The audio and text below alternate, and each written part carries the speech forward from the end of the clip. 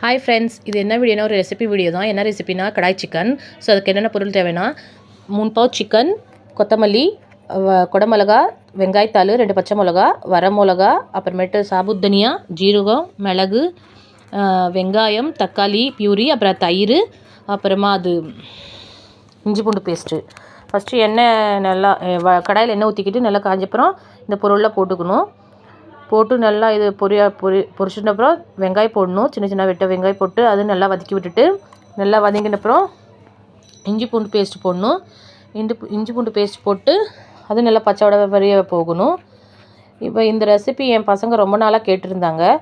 So அதனால தான் நான் உங்களுக்கு பண்ணி கொடுத்தேன். ரொம்ப நாளாக கடாய் சிக்கன் செஞ்சு கொடுங்கம்மான்னு சொல்லிட்டு இருந்தாங்க. ஓகே, ஒரு செஞ்சுக்கலான்னு செஞ்சு கொடுத்தேன்.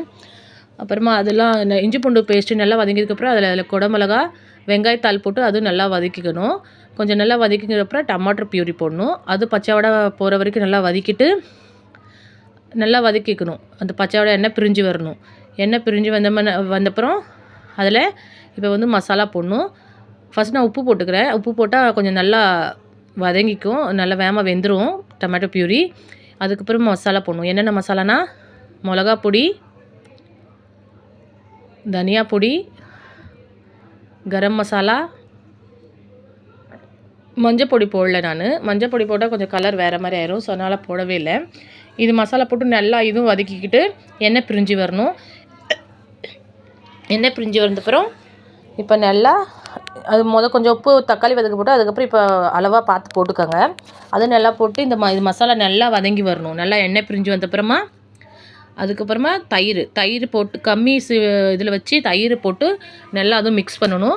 இது கொஞ்சம் நல்லா கிரேவி மாதிரி வந்தப்புறம் எண்ணெய் பிரிஞ்சு வந்தப்புறம் சிக்கனை நீங்கள் என்ன பண்ணணுன்னா தனியாக அதை ஃப்ரை பண்ணி வச்சுக்கோங்க.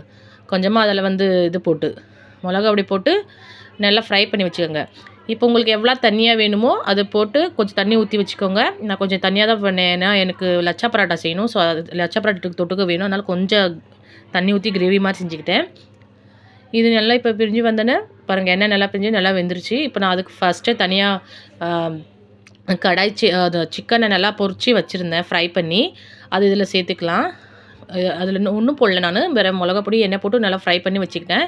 அதுக்கப்புறம் இதில் போட்டு நல்லா மிக்ஸ் பண்ணி மசாலாலாம் அதில் இறங்குற மாதிரி நல்லா மிக்ஸ் பண்ணி திரும்பி கொஞ்சம் நேரம் மூடி வச்சிடணும்.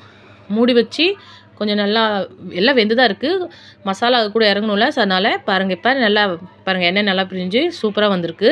அதுக்கப்புறம் இதில் கொத்தமல்லி போட்டு அது மேலே பச்சை மிளகா போட்டு அப்படியே கொஞ்சம் செட் பண்ணி மூடி வச்சுருங்க. இப்போ அது மூடி வச்சுட்டு நான் எடுத்து வச்சிடுறேன். இப்போ நான் அதுக்கப்புறம் லச்சா பராட்டாக்கு மாவு பிணையலாம். இது இப்போ நான் சைடில் எடுத்து வச்சுடுறேன். இப்போ நான் மாவு பிணைய போகிறேன் லச்சா பராட்டாக்கு. நான் மாவு பிணைச்சிடுறேன். இன்றைக்கி லச்சா பராட்டா யார் பண்ண போகிறேன்னா என் பெரிய பொண்ணு. அவள் சொன்னால், அம்மா நீங்கள் எனக்கு மாவு பிசைஞ்சு கொடுங்க, நான் உங்களுக்கு லச்சா பராட்டா உருட்டி தரேன், நீங்கள் தவாவில் போட்டு சேக்தா பண்ணி எடுத்துருங்கன்னு சொன்னால். சரி, ஓகே. இன்றைக்கி என்னன்னு தெரில, என் பொண்ணு தானாக வந்து அவங்களாவே சொல்லிட்டாங்க நான் ஹெல்ப் பண்ணுறேம்மான்னு. பாருங்கள், இப்போ அவங்க பாருங்கள் எப்படி லச்சா பராட்டா செய்கிறாங்கன்னு. ஃபஸ்ட்டு ஒரு நல்லா மாவு எடுத்துக்கணும்.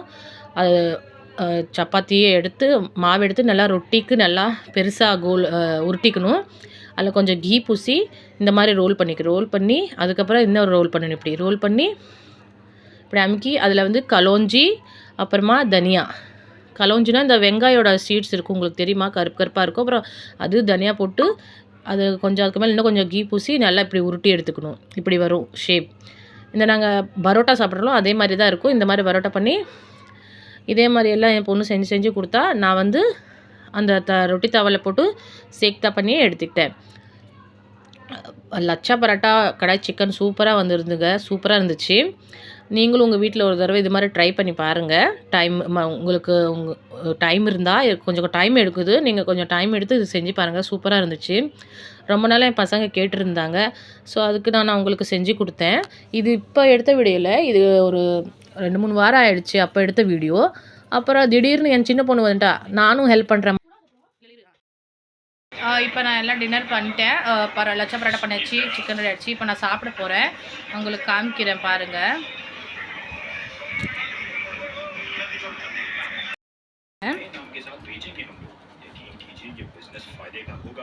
சாப்பிட்டு உங்களுக்கு சொல்கிறேன் எப்படி இருக்குன்னு. நீங்களும் சாப்பிட்டு வாங்க. சாப்பிட போகிறேன். ஃபஸ்ட் டைம் உங்களுக்கு தான் சாப்பிடுறேன். நான் டேஸ்ட் எப்படி இருக்குன்னு சொல்கிறேன். நல்லாயிருக்கு, நல்லா வந்துருக்கு. ஃபஸ்ட் டைம் தான் பண்ணியிருக்கேன். சூப்பராக இருக்குது. நீங்களும் ஒரு தடவை உங்கள் வீட்டில் ட்ரை பண்ணி பாருங்கள் எப்படி இருக்குன்னு. ஸோ ஃப்ரெண்ட்ஸ், இந்த வீடியோ உங்களுக்கு பிடிச்சிருக்குன்னு நினைக்கிறேன்.